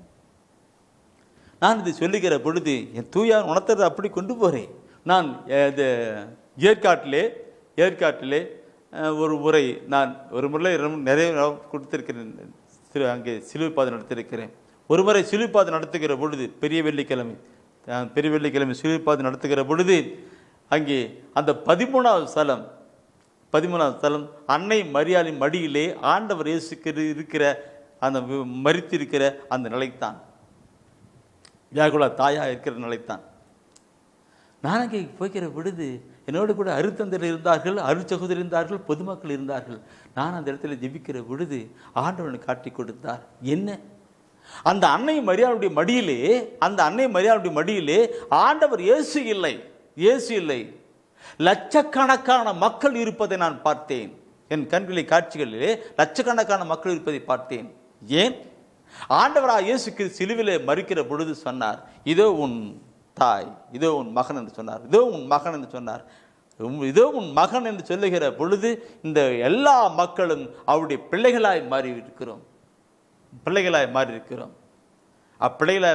பொழுது வாழ்க்கையிலே வாழ்ந்து கொண்டிருக்கிற அத்தனை பிள்ளைகளும் இறந்து போன பிள்ளைகளாய் அந்த அன்னை மடியிலே சுமந்து கண்ணீர் விட்டு இருக்கிற ஒரு காட்சியாக நான் கண்டேன். பிரியமானவர்களே, அந்த அன்னை அழுதார். இந்த நிலையை நாம் கொண்டு போகும் பொழுது என் பிரியமானவர்களே, அந்த அன்னையின் காரியங்கள் தான் நமக்கு இருக்கணும். அழுதார். Praise the Lord. என்றும் அந்த அன்னை அழுது கொண்டிருக்கிறது தான். பாவ வாழ்க்கையிலே வாழ்ந்து கொண்டிருக்கிற ஒவ்வொரு மகளுக்காக அவர் அழுது கொண்டிருக்கிறது தான். நாம் அழுகை கொண்டு வருகிற பொழுது அந்த கண்ணீரின் விதையானது அது ஆசீர்வாதத்தை கொண்டு வரும். லாசர் இறந்தார், அவர் உயிரோடு கூட எழுப்பினார். இயேசு அங்கு அழுதார். இரண்டாவது இயேசு அழுத இடத்தை நான் கொண்டு வருகிறேன். இரண்டாவது இயேசு அழுத இடத்தை நான் உங்கள் முன் கொண்டு வருகிறேன். லூக்கா நற்செய்தி 19ஆம் அதிகாரம் 41 முதல் 44 வசனம், 41 முதல் 44 வசனத்தை நீங்கள் பார்ப்பீர்களானால் அதில் பயங்கரமான ஒரு கருத்து சொல்லப்பட்டிருக்கிறது தான். எத்தனை அந்த ஆண்டவருடைய இயேசுக்கு எத்தனை நிலை இருக்கின்றது. இயேசு இருக்கும் லூக்கா நற்செய்தியிலே 19ஆம் அதிகாரத்திலே 41 முதல் 44, முதல்ல 41வது வசனத்தை நீ படிக்கணும். இயேசு எருசலேம் நகரை நெருங்கி வந்ததும் அதை பார்த்து அழுதார். பார்த்துங்க, இயேசு எருசலேம் நகரை நெருங்கி வந்ததும் அதை பார்த்து அழுதார். அதை பார்த்தாரு. என்ன விட்டு இருக்கு? அங்க இருக்கிற மக்களுடைய நடை, உடை, பாவனை, செயல்பாடுகள் அனைத்தையும் பார்க்கிறார். அவருடைய சொல், செயல் எல்லாவற்றையும் பார்க்கிறார். அதை பார்த்து அவர் அப்படியே அழுகிறார். என் அன்புக்குறவர்களே, இயேசு அதை பார்த்து அழுகிறார். அந்த மக்களை பார்த்து, தண்ணி அடிக்கிறவர்களையும் பங்கெடுக்கிறவர்களையும் தவறான வாழ்க்கை வாழ்வும் விபச்சார வாழ்க்கை வாழ்வுகளையும் பார்த்து அவர் கண்ணீர் விட்டு கதறி அழுகிறார். 42வது வசனம் சொல்லுகிறது, இந்த நாளிலாவது அமைதிக்குரிய வழியை நீ அறிந்திருக்க கூடாதா? அமைதிக்குரிய வழியை நீ அறிந்திருக்கலாகாதா? ஆனால் இப்போது அது உன் கண்களுக்கு மறைக்கப்பட்டுள்ளது. அது உன் கண்களுக்கு இந்த நாளிலாவது நீ மணந்து அந்த இந்த நாளிலாவது அமைதிக்குரிய வழியை நீ அறிந்திருக்கலாகாதா? இந்த நாளிலாவது அமைதிக்குரிய வழியை அறிந்திருக்கலாகாதா என்று என் அன்புக்குரியவர்களே, இந்த நாளிலாவது சொல்லுகிற பொழுது ஆண்டவர் எல்லா மக்களும் மனமாறப்பட வேண்டும் என்று, ஆண்டவராகிய கடவுள் எல்லா மக்களும் மனமாறப்பட வேண்டும் என்று இந்த நற்செய்தி ஊழியத்தை கொடுத்திருக்கிறார். தொலைக்காட்சியிலே நான் மகிழ்ச்சி தெரிவித்துக் கொண்டிருக்கிறோம். ஒரு திக்குவாயன், படிப்பறிவு குறைவாக இருக்கிறவன் அறிவித்துக் கொண்டிருக்கிறேன். அநேக இடத்திலே தியான இல்லங்கள் எல்லாம், தியான மையங்கள் எல்லாம் உருவாகி செயல்பட்டு கொண்டிருக்கிறது. நற்செய்தி கூட்டம் நடந்து கொண்டிருக்கிறது. இப்படியெல்லாம் இருந்தும் கூட நீ இந்த நாளாவது நிலையை அறிந்திருக்கலாகாதா? மனமாற்றத்துக்குரிய காரியங்களை கொண்டு வருவதற்கு கூடாதா என்று தான் ஆண்டவர் அங்கே குறிப்பிடுகிறார். இவ்வளவு வசதி, இவ்வளவு காரியங்களை செய்திருக்கிறேனே, தியான மையங்களை உருவாக்கி இருக்கிறேன், நற்செய்தி கூட்டம் வைத்திருக்கிறேன், எளிய மக்களை கொண்டு நற்செய்தி தொலைக்காட்சி ஊழியத்தில் வைத்து நற்செய்தி அறிவித்துக் கொண்டிருக்கிறேன். நீ மனமாறிக்க கூடாதா என்று தான், இந்த நாளிலாவது மனமாறிக்க கூடாதா, அறிந்திருக்க கூடாதா, உன் வாழ்க்கையை மாற்றிருக்க கூடாது என்று தான் ஆண்டவர் அங்கே அழுகிறார். எருசலேமிலே பார்த்தார், அவர் அழுதார். இன்றும் அழுகிறார். பார்க்கணும். என் அன்புக்குரியவர்களே, இந்த அப்படியே கொண்டு வருகிற பொழுது ஒவ்வொரு கருத்தினையும் பார்க்கும். எருசலேம் ஆண்டவர் அந்த நல்ல அந்த 44வது வசனத்தை படிக்கிற பொழுது அவர் சொல்லுவார் அந்த பிற்பகுதி படிச்சீங்க. அந்த பிற்பகுதி படிச்சு கடவுள் உன்னை தேடி வந்த காலத்தை நீ அறிந்து கொள்ளவில்லை என்றார். கடவுள் உன்னை தேடி வந்த காலம், இது தேடி வந்த காலம். இந்த நற்செய்தி அறிவிப்பு இந்த தொலைக்காட்சியில் அறிவிக்கிறது என்றால் என்ன அர்த்தம்? சகோதரமே, தேடி வந்த காலம்.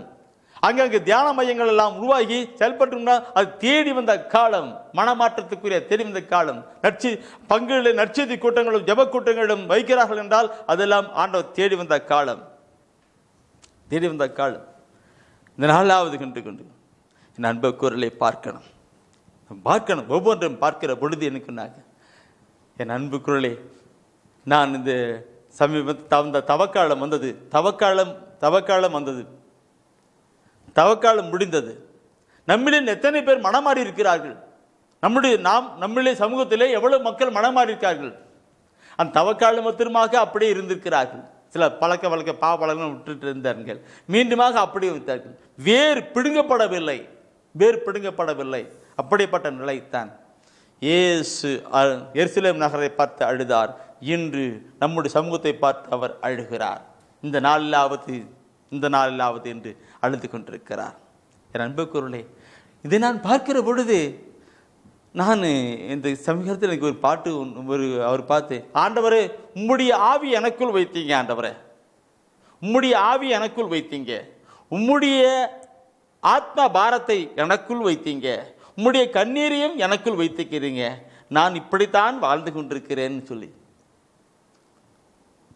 உமது ஆவியை எனக்குள் வைத்தீர், உமது பாரத்தை எனக்குள் வைத்தீர், உமது கண்ணீரையும் எனக்குள் வைத்தீர், இயேசுவே இயேசுவே இயேசுவே இயேசுவே இயேசுவே இயேசுவே.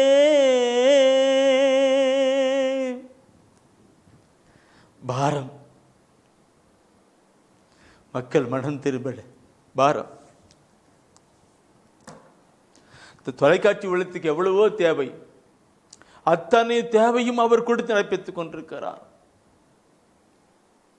மக்கள் மனமாறப்பட வேண்டும் என்று.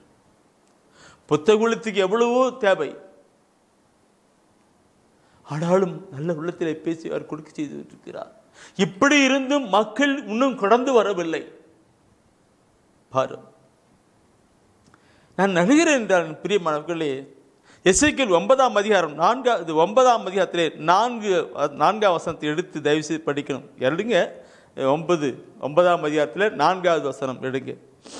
ஆண்டவர் அவரை நோக்கி, நீ எருசலேம் நகரெங்கும் சுற்றி வந்து, எருசலேம் நகரையெல்லாம் சுற்றி வந்து, அதனுள் செய்யப்படும் எல்லா அருவருக்கத்தக்க செயல்களுக்காகவும் பெருமூச்சு விட்டு புலம்பும் மனிதர்களுக்கு நெற்றியில் அடையாளம் இடு என்றார். நெற்றியிலே அடையாளம் இடு என்று சொன்னார். என் அன்புக்குரியவர்களை பார்க்கணும், வசனத்தை பார்க்கணும். அங்கு சொல்லுகிறான், எருசலேம் நகர பட்டணம் சுற்றி பார்த்து யாரெல்லாம் அங்கே அழுகிறார்களோ, அங்கே நடக்கிற அநியாயம் அக்கிரமத்தெல்லாம் பார்த்து, அங்கே நடக்கிற அநியாயம், எருசலேம் சொல்லுகிற பொழுது பிரியமானவர்களே, எருசலேம் என்பது அது கிறிஸ்துவ சமூகம் என்று அர்த்தம். கடவுளுடைய சமூகமா, கடவுளுடைய மக்கள் என்று சொல்லுகிறதாம். ஒரு அருமையான ஒரு மறைவுரையாளர் சொன்னதை வார்த்தைன்னு கேட்கிறது. பக்கத்தெல்லாம் சுற்றி பார்த்து அங்கே நடக்கிற அநியாயம் அக்கிரத்தெல்லாம் பார்த்து யார் ஒருவர் அழுது புலம்பி கண்ணீர் விடுகிறார்களோ அவன் நெற்றிலே அடையாளம் விடுன்னு சொல்லப்பட்டிருக்கு. நெற்றிலே அடையாளம் விடு, கண்ணீரோடு கூட விதைக்கிறவன் கம்பீரமாக இருப்பான் என்று. இந்த கண்ணீரை விதைக்கணும். எங்கே விதைக்கணும்? என் அன்புக்குரியவர்களே, இந்த அநேக மக்கள் அழும்பி புலம்புவார்கள். எங்கே? உற்றார் உறவினர்கள் சொந்தங்கள் பந்தங்கள் மத்தியிலே அழுவார்கள். அவர்கள் அழுதுனல்லே அங்கே முடிந்தால் ஒரு ஆறுதல் கிடைக்கும், அவ்வளவுதான். உம்முடைய கண்ணீருக்கு ஒரு விடுதலை ஆசீர்வாதம் கிடைக்கப்பட வேண்டுமானால் அது அருள்நாதரிடம் வரப்பட வேண்டும். அருள்நாதர் விட வேண்டும். அந்த அருள்நாதர் இயேசு கிறிஸ்துவிடம் கண்ணீர் விட்டவர்கள் ஒருவரும் வெறுமையாய் போனதில்லை. பைபிளை பார்க்கிறோம், அன்னாள், ஆகார், எகிப்து மக்கள், எகிப்து நாட்டிலே இஸ்ரேல் மக்கள் எவ்வளவு கண்ணீர், எல்லா மாற்றம்.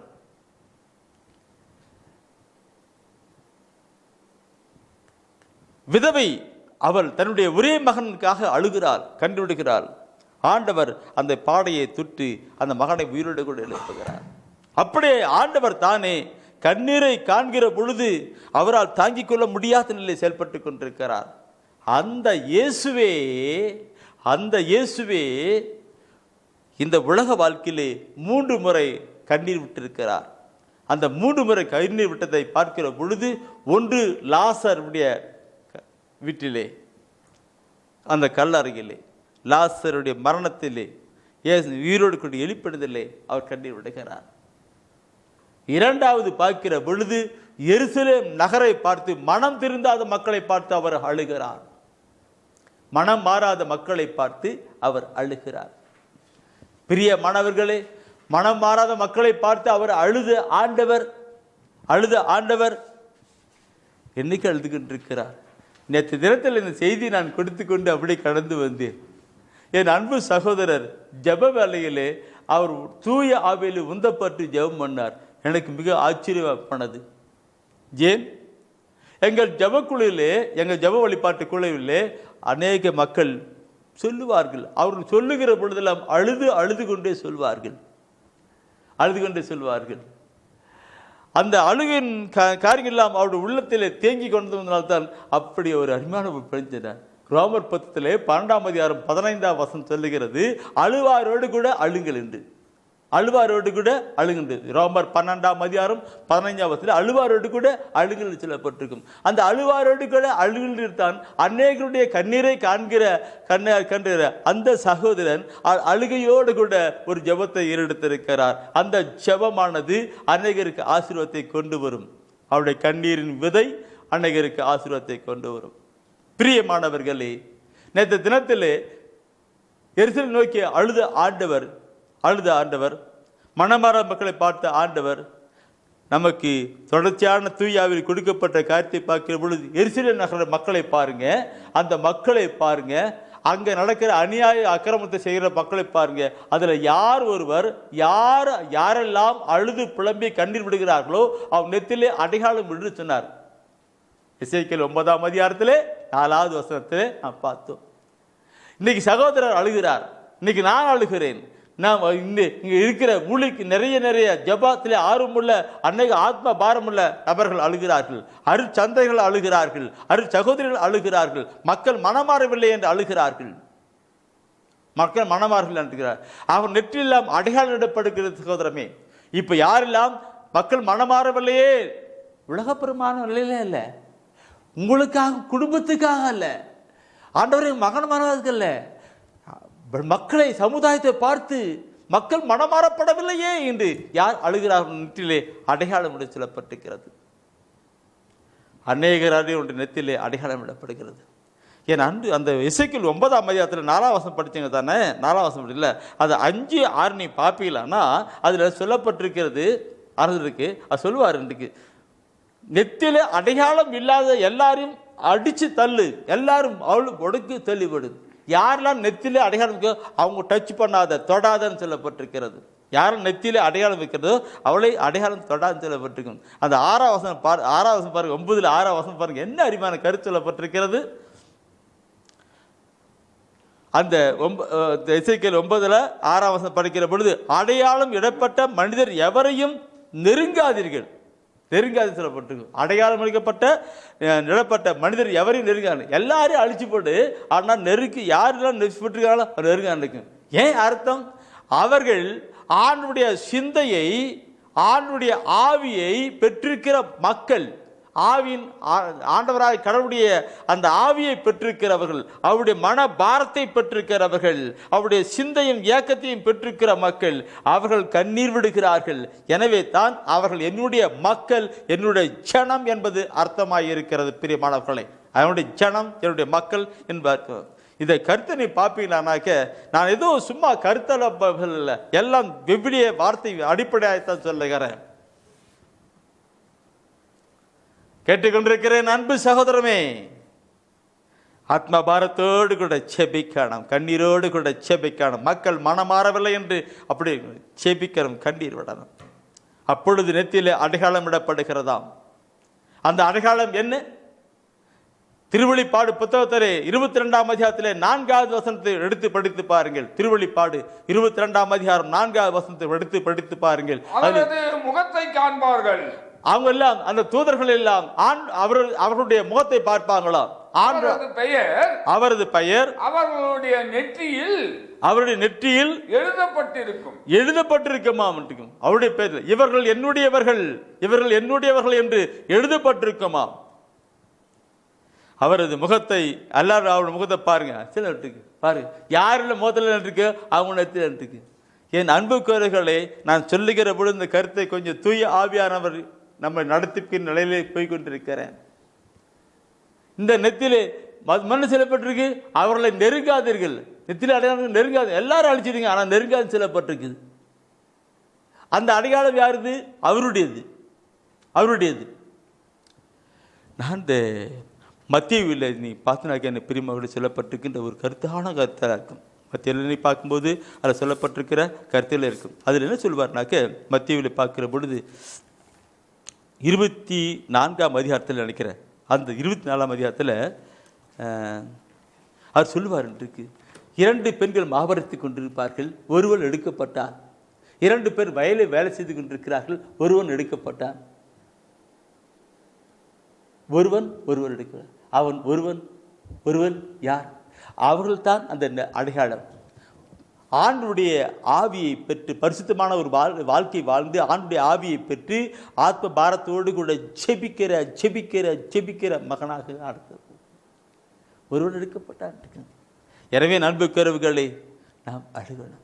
இந்த நாளில் கூட என் பெருமார்களே, நானும் அழுகிறேன். ஏன் அந்த இறைவசன வார்த்தை நான் இவ்வளவு ஆழமாக சொல்லிக் கொண்டு போகிற பொழுது மக்கள் இன்னும் இறைவசன வார்த்தை எடுக்கலே என்கிற ஒரு கருத்தை நான் பார்க்கிற பொழுது எனக்குள் பாரம். நீங்களாம் எடுத்துருக்கிறீங்க, எழுதுறீங்க, குறிக்கிறீங்க. நீங்கள் அப்படி ஃபீட்பேக் படிச்சு பாருங்க. நம்முடைய மக்கள் எவ்வளோ பேர் பைபிள் எடுத்துட்டு இருக்கிறாங்க, இறைவசன வார்த்தை எடுக்கிறாங்க, படிக்கிறாங்க இல்லைங்களா? எடுக்கணும்.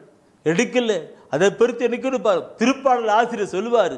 திருப்பாடல் ஆசிரியர் என்ன சொல்லுவார்னாக்க, அவரு பயங்கரமான நிலைக்கு சொல்லுவார். திருப்பாடல் 119 திருப்பாடல அந்த ஆவியை பெற்று இறைவசன வார்த்தையை சிந்தித்து தியானித்து அப்படியே கலந்து போன அந்த மனிதன் சொல்லுகிறதை தான் நானும் சொல்லுவறேன்.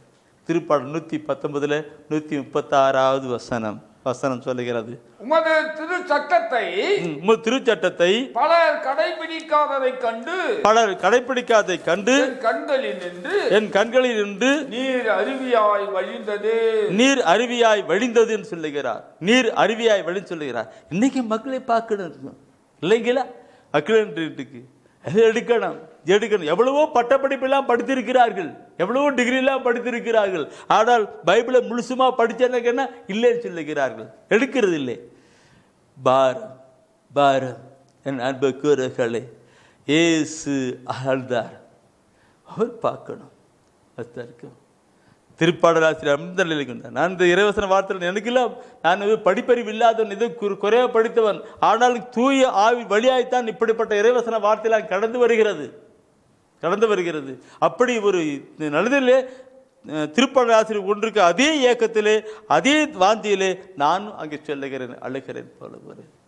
சரி, இயேசு லாசருடைய நிலையிலே அழுதார், இறந்து போன லாசருக்காக அழுதார். அடுத்தது மனம் மாறாத எருசலேம் மக்களை பார்த்து அழுதார். மூன்றாவது ஒரு இடம் தான் கெத்சமனே தோட்டம்.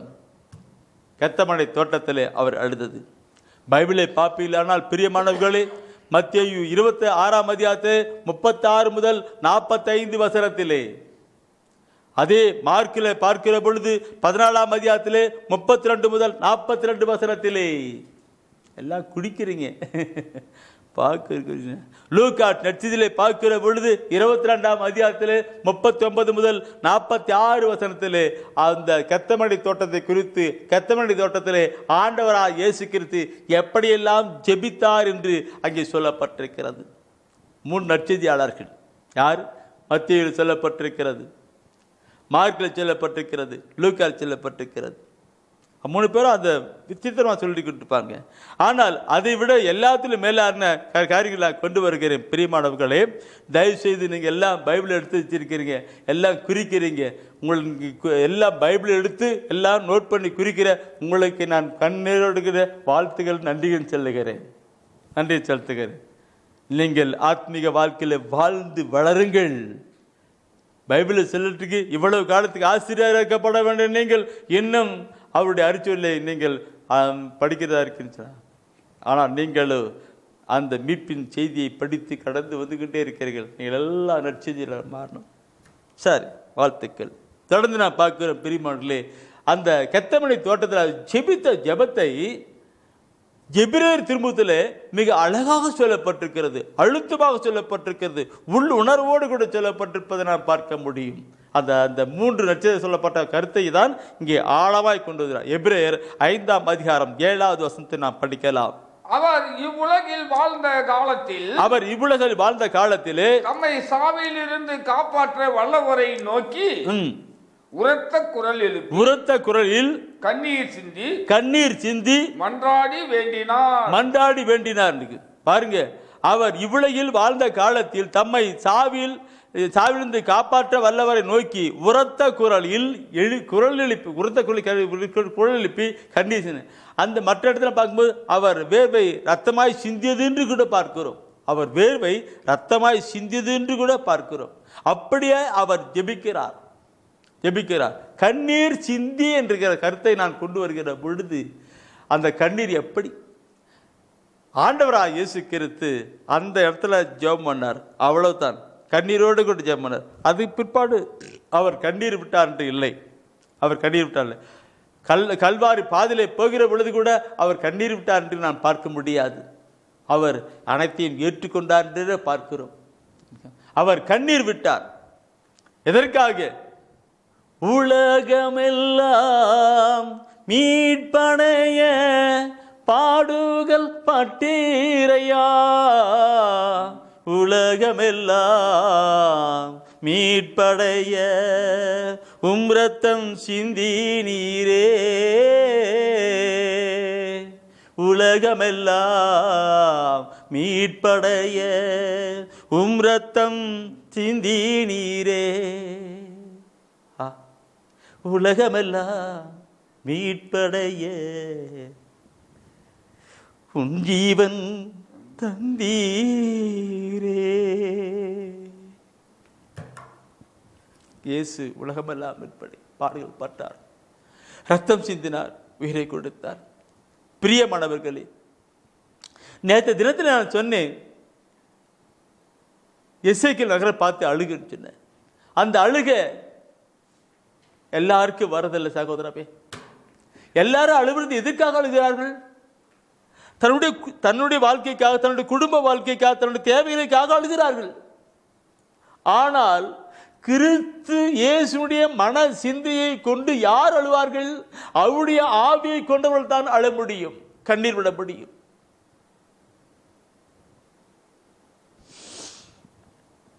சக்கரையாஸ் 12ஆம் அதிகாரத்திலே நீ பார்ப்பீர்களானால், சக்கரையாஸ் 12ஆம் அதிகாரத்திலே பார்ப்பீர்களானால், அந்த 10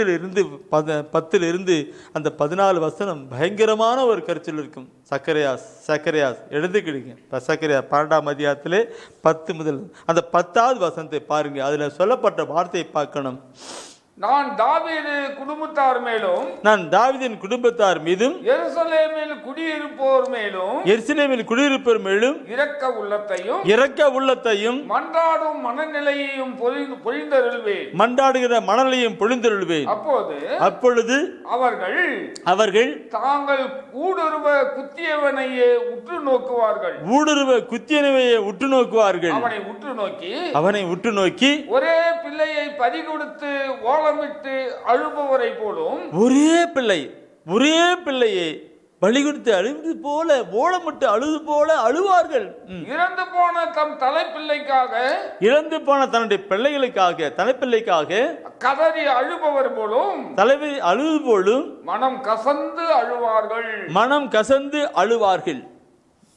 வார்த்தை பாருங்க. நான் இரக்க உள்ளத்தையும் மன்றாடுகிற மனநிலையும் பொழிவேன். இரக்க உள்ளத்தையும் மன்றாடுகிற மணலையும் பொழிவேன். அது ஆவி, அவருடைய ஆவி. அந்த ஆவியை பெற்றிருக்கிற மக்கள் எல்லாம் இப்படியெல்லாம் அழுவார்கள் என்று தெய்வீக திருவசனம் சொல்லிக் கொடுக்கின்றது. என் அன்புக்குரியவர்களே, நான் இந்த கருத்தை நான் ஏற்கனவே கூட நான் டிவியில் கொடுத்திருப்பேன் நினைக்கிறேன். அதாவது ஜப ஆவியின் அபிஷேகம் தலைப்பில் ஜப ஆவியின் அபிஷேகம் கொடுத்திருப்பேன். என் அன்புக்குரியவர்களே, அந்த கடவுளுடைய ஆவி எருசலேம் மக்கள் மீதும் குடிவைப்பின் மீதும் நான் இரக்க உள்ளத்தையும் மன்றாடுகிற மனநிலையும் பொழிவேன். ஆவியை பொழிவேன். விண்ணப்பத்தின் ஆவியை, மன்றாட்டின் ஆவியை பொழிவேன். என்னுடைய மனநிலையை, என்னுடைய பாரத்தை, என்னுடைய சிந்தையை பெற்றிருக்கிற மகனாக அவள் மேல் பொழிவேன். அவர்கள் நான் அழுது போல அவர்கள் அழுவார்கள். நான் கண்ணீர் விட்டது போல அவர்கள் அழுவார்கள். ஒரே மகனை பலி கொடுத்து விட்டது அழுது போல அழுவார்கள். தலைப்பேரான பிள்ளைக்கு அழுவது போல அழுவார்கள் என்று சொல்லப்பட்டிருக்கிறது. கண்ணீரின் விதைகளை கொண்டு வர அந்த வசனத்தை பின்னாடி பாப்பீங்களா பிரியமானவர்களே, அது சொல்லப்பட்டிருக்கும். அல்ல குடும்பமாக அங்கே லேவியர் குடும்பம் தனியுமாக, அப்போ ஆண்கள் பெண்கள் தனித்தனியாக இப்படி குழுவா அங்க கூடி ஜெபம் பண்ணார் என்று அழுதார்கள் என்று அல்ல அழுவார்கள் என்று சொல்லப்பட்டிருக்கிறது. இந்த 14வது வசனத்தை நீ படிங்க. 14வது வசனத்தை நீங்க படிச்சுன்னா அதில் சொல்லப்பட்டிருக்கிற வார்த்தையை பாருங்க. என் உள்ள அந்த வசனத்தை படிக்கிற பொழுதே பகுப்பானது. எஞ்சியுள்ள எல்லா குடும்பங்களிலும் ஒவ்வொரு குடும்பமும் தனித்தனியையும் அவற்றில் உள்ள பெண்கள் தனித்தனியையும் புலம்பி அழுவார்கள். இன்று அவருடைய ஆண்டுடைய ஆவியை பெற்றிருக்கிற நீங்களும் நானும் நம்முடைய குடும்பமும் அழுவோம். எதற்காக? மீட்புக்காக அழுவார்கள். எல்லாம் மனமாறவில்லையே என்று அழுவார்கள். அந்த மனமாறவில்லை என்று அழுகின்ற அழுகையானது ஆண்டவருடைய இரக்கத்தை கொண்டு வரும், பெரிய மாற்றத்துக்குள் கொண்டு வரும். Praise the Lord. என் உள்ளத்தின் ஆழத்திலிருந்து இந்த கருத்தை கொண்டு வருகிறேன். பெரியமாக்குள்ளே நாம் கண்ணீரோடு கூட விதைக்கிறது. தனிப்பட்ட வாழ்க்கைக்கு நாம் கண்ணீர் விடணும். தனிப்பட்ட வாழ்க்கை கண்டிப்பாக தேவை. கண்ணீர் விடுகிறோம். அந்த கண்ணீர் விடுவதற்கு ஆண்டவர் அங்கே ஆசீர்வாதத்தை பொழிகின்றார். குடும்ப வாழ்க்கைக்கு நாம் கண்ணீர் விடுகின்றோம். கண்ணீர் விடும் பொழுது ஆண்டவர் கண்ணீர் விடுகிற பொழுது ஆண்டவருடைய பாத்திலே கண்ணீரை கொட்டுகிற பொழுது ஆண்டவர் அங்கே ஆசீர்வாதப்படுத்தி குடும்ப ஆசீர்வாதத்தை கொடுக்கிறார். மட்டுமல்ல, நாம் இந்த சமுதாயத்துக்காக நாம் கண்ணீர் விடணும். அதுதான் இல்லாத நிலை. தனிப்பட்ட வாழ்க்கைக்கு அழுகிறோம், குடும்ப வாழ்க்கை அழுகிறோம். ஆனால் சமுதாயத்துக்காக எல்லா மக்களும் அணுவதற்காக நாம் அழணும். அதற்காகத்தான் ஆண்டவர் இந்நாட்களில் இந்த செய்தியை கொடுக்கும்படி தூயாவிலே உணர்த்தினார். அழுகணும். இப்படி அழுகுவதற்காகத்தான் ஆண்டவர் மன்றாட்டின் ஆவி, விண்ணப்பத்தின் ஆவியை கொடுக்கிறார் என்று சொல்லப்பட்டிருக்கிறது. குடும்ப தெளிவாக அழுகணும். அந்த அழுகிற கண்ணீரானது பரலோகத்தின் கதவை அசைக்கும். உலகத்தில் பெரிய மீட்பு உண்டாயிட்டிருக்கும். என் அன்பு கூறுகளே, அந்த ஆவியை கொண்டவர்களாக பெற்றுக்கொண்டவர்களாக நாம் ஒரு நிமிடம் ஆண்டு சமூகத்தில் கடந்து வரலாம். நான் சொன்னேன், தனிப்பட்ட வாழ்க்கை, குடும்ப வாழ்க்கை, ஆத்மீக உலக வாழ்க்கை, ரட்சிப்பு, இந்த மூன்றுக்காகவும் நாம் கரம் விரிப்போமா? தூய ஆவியை பெற்றவர்களாக நாம் கடந்து போகலாமா? உலகமெல்லாம் மீட்படைய பாடுகள் பட்டீரையா, உலகமெல்லாம் மீட்படைய ரத்தம் சிந்தி நீரே. உலகமெல்லாம் மீட்படைய உன் ஜீவன் தந்தீரே. இயேசுவே இயேசுவே இயேசுவே, உமது வருகையோ மிகவும் சமீபமே.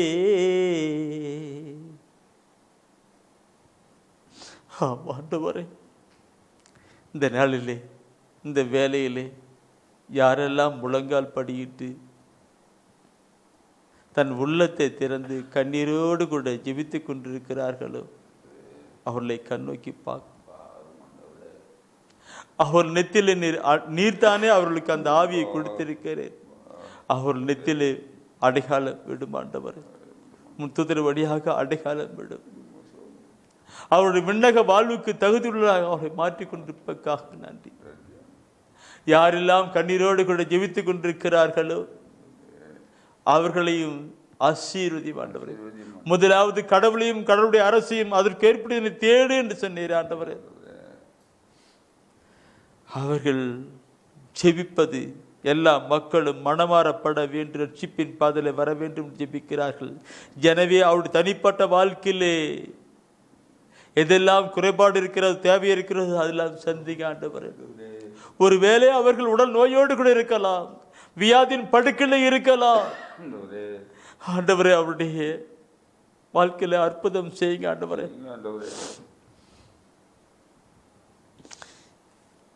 தன்னுடைய குடும்ப வாழ்க்கையிலே கண்ணீர் விடலாம். குடும்ப வாழ்க்கை தேவையில்லை, கடன் பிரச்சனையிலே இருக்கிறதுனாலே, திருமணம் ஆகவில்லை, குழந்தை பாக்கியமில்லை என்கிற கண்ணீர் விட்டு அதில் இருக்கலாம். அவருடைய கண்ணீரையும் தொடங்கி ஆண்டவரை மாற்றுங்க. கண்ணீரோடு கூட விதைக்கிறவர்கள் கம்பீரமாய் அறுப்பார்கள் சொன்னீர் ஆண்டவரே. இந்த நாளிலே அற்புதம் நடக்கட்டும் ஆண்டவரே.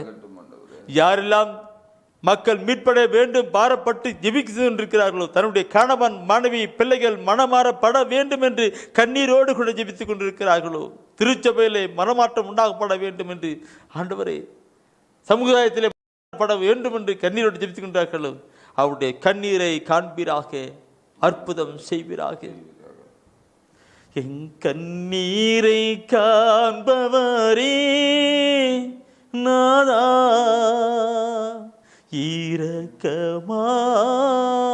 இரக்கமாயிரும். கண்ணீரின் விதைகள் என் கண்ணீரை காண்பவரே நாதா இரக்கமாயிரும்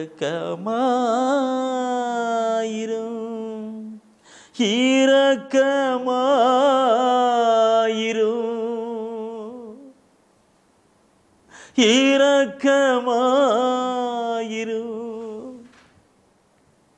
கண்ணீரோடு ஜெபிப்பவர்கள் மீது இரக்கமாயிரும். ஆண்டவரே, உம்முடைய பரிசுத்த நாமத்தை மகிமைப்படுத்தி நான் ஜெபிக்கிறோம். ஜெபத்தை கேடும், மனம் இறங்கும், அற்புதம் செய்யும். ஆமென். அரியே வாழ்க ஆண்டவரும் உடனே, பெண்களிலே நீர் பேரு பெற்றீரும் மகனும் வாழியவே.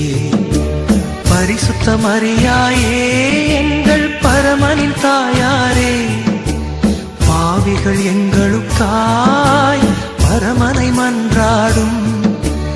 இப்போதும் நீர் மன்றாடும், எப்போதும் நீர் மன்றாடும். தீமைகள் நெருங்கையிலே பரமனை மன்றாடும். மரணம் வருகையிலே எம்மை தாங்கும் அம்மா.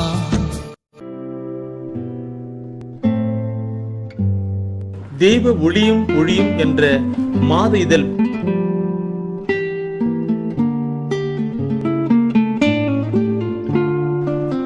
எமது டிவைனைட் ஊழியத்தின் வழியாக வெளியிடப்படும் தெய்வ ஒளியும் ஒளியும் என்ற மாத இதழ் பெற வேண்டும் என்றால் சரியான முகவரியை அனுப்புங்கள். புத்தகங்கள் அனுப்பி வைக்கின்றோம். எங்கள் ஊழியங்களுக்காக ஜீவியுங்கள். ஆண்டவர் உணர்த்துகின்ற காணிக்கையால் தாங்க.